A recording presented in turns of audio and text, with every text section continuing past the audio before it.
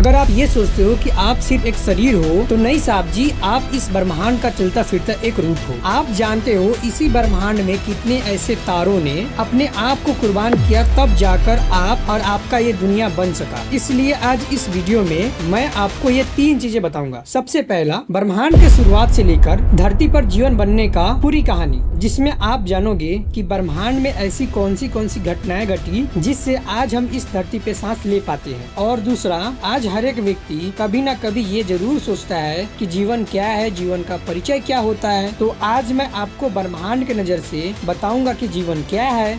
और तीसरा बात, अक्सर आप सुनते होंगे हम आत्मा है, हम शरीर है, तो मैं आपसे कहता हूँ आप इन दोनों के अलावा भी बहुत कुछ हो। इसलिए आज इस वीडियो में ब्रह्मांड और आपके बीच का कनेक्शन क्या है ये जानेंगे। मतलब ब्रह्मांड के नजर में आप कौन हो, ये सभी सवालों का जवाब इस वीडियो के अंत तक आपको मिल जाएगा, तो अंत तक बने रहें।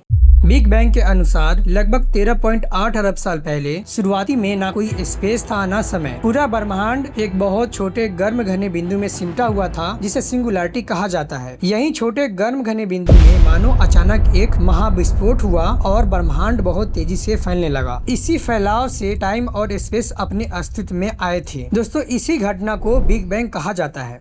बिग बैंग के समय उससे निकलने वाली ऊर्जा सबसे पहले फंडामेंटल पार्टिकल्स बनते हैं, जैसे क्वार्क, लेप्टॉन। यही पार्टिकल्स आगे प्रोटॉन और न्यूट्रॉन में बनते हैं। इस घटना के कुछ लाख साल बाद जब ब्रह्मांड और ठंडा हुआ तो सबसे पहले एटम बनते हैं, जो मुख्य रूप से हाइड्रोजन और हीलियम थे। समय के साथ ये एटम आपस में इकट्ठा होकर गैस का रूप लेने लगे और ब्रह्मांड में अलग अलग जगह इन गैस के विशाल बादल बनने लगे। यही गैस क्लाउड को स्टेलर नेबुला कहा जाता है।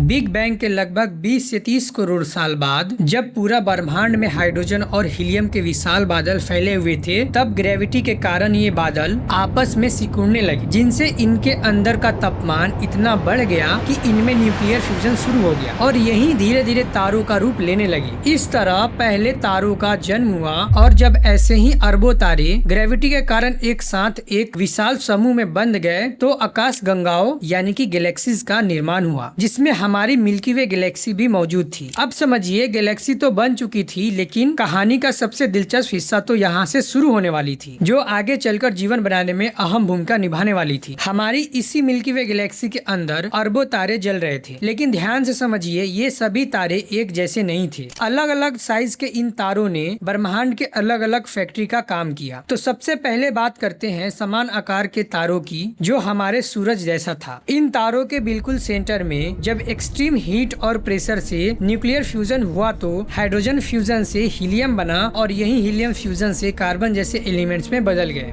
अब यहाँ याद रखिए, ये वही कार्बन है जो आगे चलकर पृथ्वी पर जीवन का नींव रखने वाला था। अब चलते हैं सबसे बड़े तारों की तरफ, जो हमारे सूरज से भी 10 गुना ज्यादा भारी था, जिसे मैसिव स्टार कहते हैं। इन तारों के अंदर इतनी डेंजरस टेम्परेचर और प्रेशर होती है कि कार्बन भी न्यूक्लियर फ्यूजन से ऑक्सीजन, नियॉन, मैग्नीशियम, सिलिकॉन और आयरन जैसे भारी एलिमेंट्स में बदल जाती है। ऐसे ही हमारी गैलेक्सी में अलग अलग साइज के तारों ने अलग अलग एलिमेंट बनाए, जब तक इनका ईंधन खत्म न हो जाता, और अंत में यही विशाल तारे एक महाविस्फोट के साथ फटते, जिसे सुपरनोवा कहा जाता है, और जीवन के बनाने वाली सभी एलिमेंट्स को स्पेस में फैला देती है। सुपरनोवा के धमाके के बाद स्पेस में फैले यही तारों की राख को ही स्टार डस्ट कहते हैं। यह ऐसे ही करोड़ों सालों तक यूं ही स्पेस में तैरती रही। इन धूल और गैस के विशाल बादल को ही विज्ञान में सोलर नेबुला कहा जाता है। इसी सोलर नेबुला में छिपा हुआ था वो सारे एलिमेंट्स जो आगे हमारा सोलर सिस्टम का रूप लेने वाला था। फिर आज से लगभग 4.6 अरब साल पहले इसी शांत बादल के पास किसी पुराने तारे में एक धमाका होता है और उस धमाके के शॉक वेव ने इस बादल में हलचल मचा देती है। तभी ग्रेविटी ने अपना खेल फिर से शुरू किया और यह पूरा बादल तेजी से घूमने लगा। ये घूमते हुए बादल का लगभग 99.8% हिस्सा बिल्कुल बीच में जाकर इकट्ठा होने लगा। जैसे जैसे ये बादल सिकुड़ने लगे,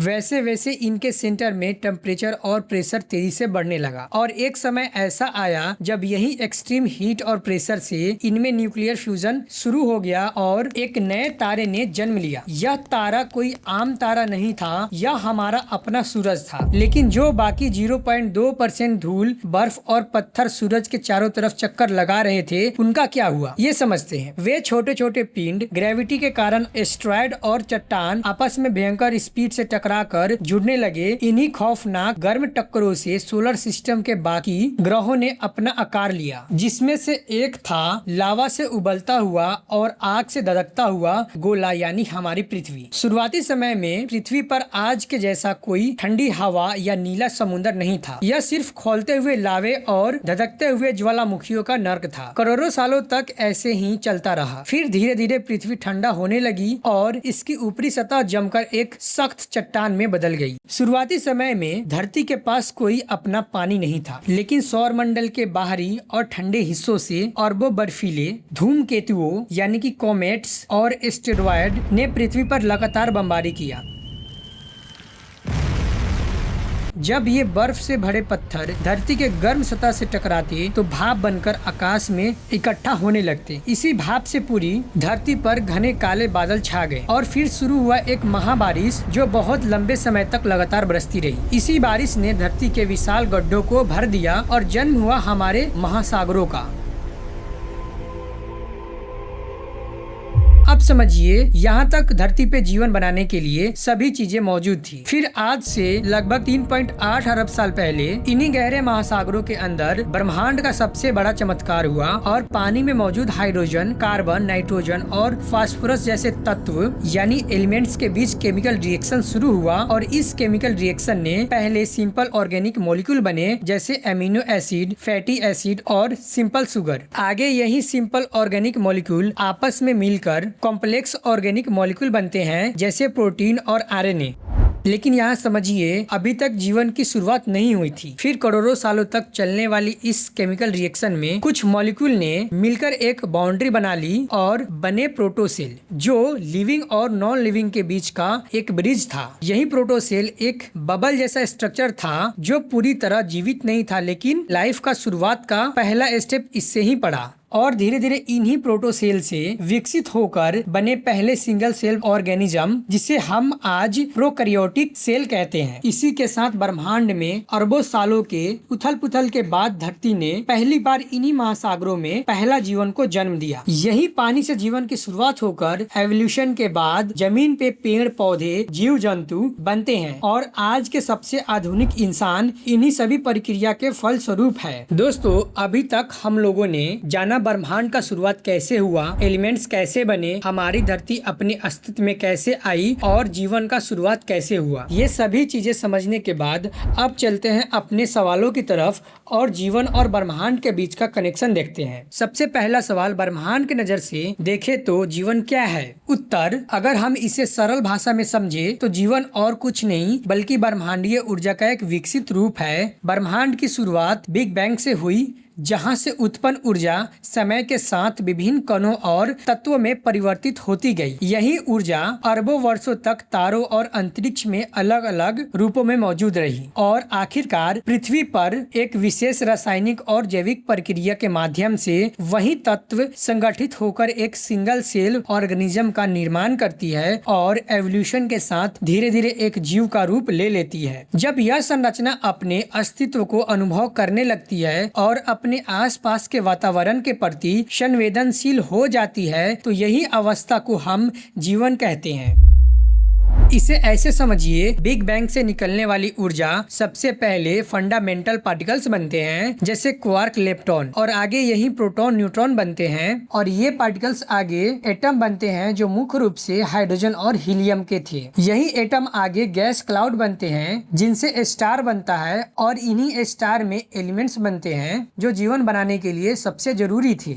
जब यही एलिमेंट्स वाला स्टार फटता है यानी सुपरनोवा होता है तो नेबुला बनता है और यही नेबुला से आगे सोलर सिस्टम बनता है। यही सोलर सिस्टम में हमारी धरती बनती है और धरती पे एवोल्यूशन के बाद जीवन की शुरुआत होती है और इंसान बनते हैं और आज हम जन्म लेते हैं और मरते हैं। और यहाँ ध्यान से समझिए, जन्म से मृत्यु के बीच का समय, हम वही ब्रह्मांडीय ऊर्जा का एक विकसित रूप है जो आज एक जीव के रूप में इस धरती पे मौजूद है, जो अपने अस्तित्व को महसूस कर पाती है और अपने आसपास के वातावरण के प्रति संवेदनशील हो पाती है। यही पर्टिकुलर टाइम पीरियड जब हम इस अवस्था में इस ब्रह्मांड में एग्जिस्ट करते हैं, इसे ही जीवन कह सकते हैं। दोस्तों, होप आपको समझ आई होगी। अब चलते हैं अगले सवाल की तरफ। दूसरा सवाल, हम कौन हैं? उत्तर, अगर हम ब्रह्मांड की नजर से देखें तो हम सब ब्रह्मांड के अलग अलग रूपों का एक संगठित रूप है। मतलब एक रूप हम सब बिग बैंग के हैं, एक रूप उन तारों के हैं यानी स्टार डस्ट, और एक रूप हम सब उस सूरज के हैं। अब आप पूछोगे कैसे,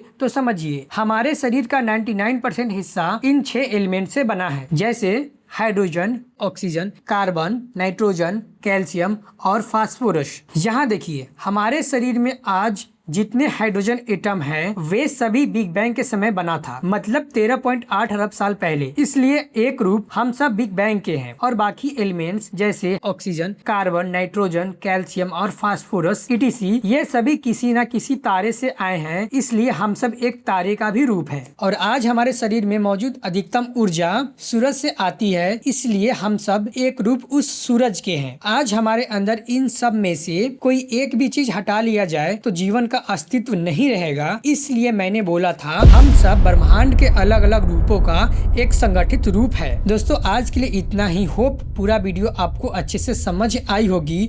अगर पसंद आया तो प्लीज सब्सक्राइब और लाइक जरूर कीजिएगा और अपने दोस्तों के पास शेयर जरूर कीजिएगा और अपना विचार कमेंट में जरूर लिखिएगा। फिर मिलते हैं एक नई वीडियो के साथ।